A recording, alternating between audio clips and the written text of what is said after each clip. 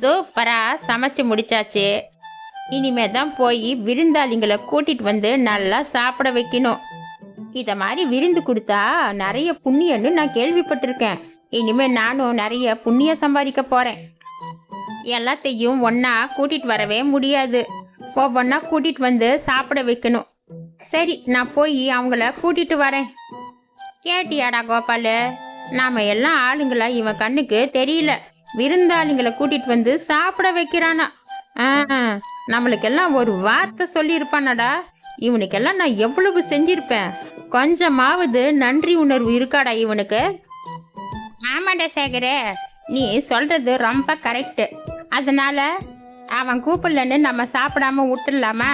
நீ அப்படியே அந்த சட்டியை எடுத்துட்டு வா, நம்ம 2 பேரும் இன்னைக்கு நல்லா வெளுத்து கட்டலாம். டா பாடுறா கோபால, நாம ஒரு பீஸை கூட விடாம எல்லாம் வலிச்சு நக்கி வெறும் சட்டியை வைக்கணும். என்ன புரிஞ்சுதா? டே சேகர, இப்படியே பேசிட்டு இருந்தா கருவாயன் வந்துடுவான். வாடா, சட்டியை எடுத்துட்டு சீக்கிரமா போகலாம். அட கடவுளே, நீங்க தான் நான் சமைச்சு வச்ச கறியை கொண்டு வந்து சாப்பிட்டீங்களா? இந்த பாடுற கருவாயா, நம்ம இந்த கறியை வீட்டில் சமைச்சு கொண்டு வந்து இங்கே உக்காந்து ஜாலியாக சாப்பிட்டோம். நீயும் கொஞ்ச நேரத்துக்கு முன்னாடி வந்திருந்தா நீ எங்க கூட உக்காந்து ஜாலியாக சாப்பிட்ருப்ப. உனக்கு கொடுத்து வைக்கல, அவ்வளவுதான். ஆனால் இந்த சட்டியை பார்த்தா நான் சமைச்ச சட்டி மாதிரியே தெரியுதே. கருவாயா, இது உன் சட்டி மாதிரியா தெரியுது? சரி, அப்படின்னா நீயே தூக்கிட்டு போயிடு, எங்களுக்கு ஒன்றும் பிரச்சனை இல்லை. கோபாலு, வாடா நம்ம போகலாம். நான் சமைச்சி வச்ச கறியை எடுத்துட்டு வந்து 2 பேரும் நல்லா சாப்பிட்டுட்டு இல்லைன்னு சொல்றீங்களா? இதுக்காக நீங்க பின்னாடி நல்லா அவஸ்தைப்பட போறீங்க, ஞாபகம் வச்சுக்கோங்க. பாடா, வேலையை பார்த்துட்டு எப்போ பார்த்தாலும் அட்வைஸ் அம்புஜம் மாதிரி அட்வைஸ் பண்ண வந்துடுறான். உனக்கு வேற வேலையே இல்லையாடா? போய் வேலையை பாடுற, போடா. டாகி, உங்களுக்காக நான் ஆசையாக சமைச்சு வச்சேன். அந்த 2 பாலா போன பசங்களும் அதை எடுத்துட்டு போய் சாப்பிட்டு வச்சுட்டாங்க. உங்களுக்கு இன்னொரு நாளைக்கு நான் சமைச்சு கொடுக்குறேன். கருவாயா, நல்ல வேலை நம்ம தப்பிச்சோம். கெட்டு போன கோழிங்களை வேக வச்சு எங்களுக்கு போடலான்னு தானே நீ எடுத்துட்டு வந்த. நல்ல வேலை, அந்த பசங்க சாப்பிட்டுட்டாங்க, இல்லைன்னா எங்கள் வயிறு கெட்டு போயிருக்கோம். டாகி, நான் கெட்டு போன கோழிக்கறி தான் சமைச்சேன்னு நீ எதை வச்சு சொல்கிற?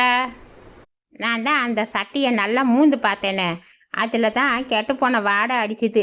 பாவம் அந்த பசங்க அதை எப்படி தான் சாப்பிட்டாங்களோ. நல்ல வேலை, நான் தப்பிச்சேன்ப்பா. டாகி, உனக்கு வாய் ரொம்ப ஓவரு. அடுத்த தடவை நான் தின்னுட்டு எலும்புகளை மட்டும் உனக்கு போடுறேன், இருடி. அப்பா, நீ அடுத்த தடவை சாப்பிட்றப்போ பல்ல நல்லா விளக்கிட்டு அதுக்கப்புறமா சாப்பிட்றா. வாய் நாத்தம் தாங்க முடியல. என்ன ஒரு கிரேட் இன்சல்ட்டு. உன்னை விட அந்த சேகரும் கோபாலுமே பரவாயில்ல. நான் சமைச்ச சாப்பாட்டை அப்படி வலிச்சு சாப்பிட்டுருக்காங்க. கருவாயா, முதல்ல போய் அவங்க உசுரோட இருக்காங்களா இல்லை செத்து போயிட்டாங்களான்னு போய் பாடா போட. அட, என்ன 2 பேரும் காலங்காத்தாலும் இப்படி வெட்ட வெளியில தூங்கிட்டு இருக்காங்க. இவங்களுக்கு எங்க படுத்தாலும் எப்படி தான் தூக்கம் வருதுன்னு தெரியலையே. என்னங்க, எந்திரிங்க. என்னங்க, இப்ப எந்திரிக்கிறீங்களா இல்லையா? ஏண்டிய, என்ன தாண்டி உன் பிரச்சனை? ஒரு மனுஷன் நிம்மதியா கூட தூங்க கூடாதா? வீட்டுல தூங்கினாலும் தூங்க விட மாட்டேங்கிற, இப்படி வெளியே வந்து படுத்தாலும் தூங்க விட மாட்டேங்கிற. ஒரு மனுஷன் என்ன தாண்டி பண்றது? உங்க 2 பேருக்கும் தூங்குறத தவிர வேற எதுவுமே தெரியாதா? ஒரு மனுஷன்னா காலையில எந்திரிச்சு ஏதாச்சும் ஒரு வேலை பார்க்கணும். இத மாதிரி வெட்டியா தூங்கிட்டு இருந்தா உருப்பட்ட மாதிரி தான். நம்ம 2 பேரும் தூங்கிட்டு இருக்கோன்னு உனக்கு யாருக்கா சொன்னது? நாங்க தூங்கிட்டு இருக்கலக்கா, நம்ம அப்படியே படுத்து என்ன பண்ணலான்னு யோசனை பண்ணிட்டு இருந்தோம். கோபாலு, நான் முதல்லயே உன்னை இந்த மனுஷன் கூட சேராதுன்னு எத்தனை தடவை சொல்லியிருக்கேன். நீ சொன்னா கேட்க மாட்டியா? ஏண்டி முண்டா, அவன் எங்கடி என் கூட சேர்ந்தான்? நான் தாண்டி அவன் கூட சேர்ந்து நல்லா பிளான் பண்ணிட்டு இருக்கேன். நாம 2 பேரும் சேர்ந்து நல்லா பிளான் பண்ணாதான் வாழ்க்கையில முன்னேற முடியும். ஒழுங்கா வாயை மூடிக்கோ. எனக்கு கோபம் வந்துருச்சுன்னு வெயி, நான் என்ன பண்ணுவேன்னு எனக்கே தெரியாது. இத பாரியா, ஒழுங்கா ஏதாச்சும் வேலைக்கு போ, இல்லைன்னா இன்னைக்கு ஃபுல்லா உனக்கு ஒரு வாய் சோறு கூட கொடுக்க மாட்டேன், ஞாபகம் வச்சுக்கோ. அடி போடி இவளை, நானே சாப்பிட்டது ஜீரணமாகாம அப்படியே படுத்துட்டு இருக்கேன். இன்னைக்கு நாள் ஃபுல்லாக கூட எனக்கு சாப்பாடு வேணாண்டி. நான் சாப்பிட்டது ஜீரணமானா போதுன்னு இருக்குடி. ஆமாம், 2 பேரும் எந்த வீட்டில் திருடி சாப்பிட்டீங்க? இந்த ஊரில் பெருசாக ஹோட்டலும் ஒன்றும் இல்லை, வாங்கி திங்கிறதுக்கு உங்கள் கையில் காசும் இல்லை. எப்படி வயிறு ஃபுல்லாக சாப்பிட்டீங்க? அதை நான் சொல்கிறேன்க்கா. இவங்க எப்படி வயிறு ஃபுல்லாக சாப்பிட்டாங்கன்னு, நான் சமைச்சு வச்ச ஒரு சட்டி கறியை 2 பேரும் அப்படியே அமுக்கிட்டு ஒன்றும் தெரியாத மாதிரி அப்படியே நடிக்கிறாங்க. இவன் சொல்கிறது உண்மையா? நீங்கள் நெசமாவே இவன் சமைச்ச கறியை தான் இங்கே சாப்பிட்டுட்டு தூங்கிட்டு இருந்தீங்களாக்கும்.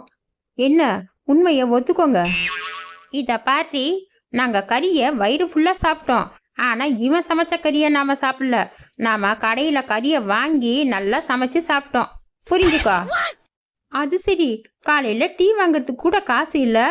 எனக்கு காசு கொடுன்னு என்கிட்ட தானே நீங்கள் கேட்டீங்க. திடீர்னு உங்ககிட்ட கறி வாங்குறதுக்கு எங்கேருந்து காசு வந்துச்சு? இதை பாரு, இந்த கோபாலு பையன்தான் கறி வாங்குறதுக்கு காசு கொடுத்தான்.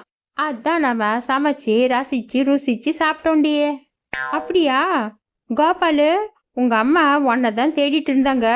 நான் போய் சொல்றேன், நீ கறி வாங்கி 2 பேரும் சமைச்சு சாப்பிட்டுட்டு நல்லா ஜாலியா தூங்கிட்டு இருந்தீங்கன்னு. ஏக்கா, என்னக்கா உங்க 2 பேர் சண்டையிலையும் எப்ப பார்த்தாலும் என்ன கோத்து விட்டுறீங்க? நீங்க எல்லாம் ஒன்றும் எங்க அம்மா கிட்ட சொல்ல வேண்டாம்க்கா. நீங்க 2 பேர் எப்படியோ போங்க, இதுல என்னை இழுக்காதீங்க. ஏக்கா முடுக்கா, அவங்க 2 பேரும் பாவம். ஏன்க்கா இந்த வெயில் நேரத்தில் போட்டு அவங்க 2 பேரையும் இப்படி பாடாப்படுத்துற? நானும் என்னம்மா அவங்க நான் சமைச்ச கறியை தான் சாப்பிட்டுட்டாங்களோன்னு கவலைப்பட்டுட்டு தான் வந்து சொன்னேன். ஏன்னா அது கெட்டு போன கறிக்கா. அதை எங்கள் அம்மா எதுக்குடா தூக்கி வீசுற? அது அப்படியே பச்சையாக நாய்ங்க சாப்பிட்டா ஏதாச்சும் அதுக்கு நோய்ங்க வரும். அந்த கறியை கொஞ்சம் வேக வச்சு நாய்ங்களுக்கு போடுறான்னு சொன்னிச்சிக்கா. அதுதான்க்கா நான் அந்த கறியை உப்பு இல்லாமல் வேக வச்சு நாய்ங்களுக்கு போடலான்னு இருந்தேன். ஆனால் வந்து பார்த்தா கறியை காணோம். அதான் ஒரு வேளை இவங்க சாப்பிட்ருந்தா இவங்களுக்கு மருந்து வாங்கி சாப்பிட சொல்லலான்னு வந்தேங்க்கா. டே கருவாயா, நீ இப்படி எல்லாம் சொன்னால் நாங்கள் பயந்துடுவோமா? நாம் எல்லாம் எதுக்கும் பயப்பட மாட்டோம்டா. டே கருவாயா, நீ நெசமாக தான் சொல்கிறியா? அந்த கறியை நாய்ங்களுக்கு போடுறதுக்காக தான் நீ சமைச்சியா? நான் ஏன் கேட்குறேன்னா, அதில் உப்பு காரம் எதுவுமே இல்லை. நானும் பசிக்கு நல்லா ருசியாக இருக்குதுன்னு நல்லா எடுத்து லபக்கு லபக்குன்னு சாப்பிட்டுட்டேன்டா. ஒரு வேளை அது கெட்டு போன கறி தானா? நீ நெசந்தான் சொல்கிறியாடா கருவாயா? அட ஆமாண்ணே, நான் சொன்னது நெசந்தானே. நான் என் கூட நாய் கூட கூட்டிகிட்டு வந்தேன், நீங்கள் பார்க்கலையா? சரி, என்னம்மா பண்ணுங்க. தெருநாய்ங்களுக்கு வச்சிருந்த கறியை நீங்க எடுத்து சாப்பிட்டுட்டீங்க. பாவம் அந்த நாய்ங்க.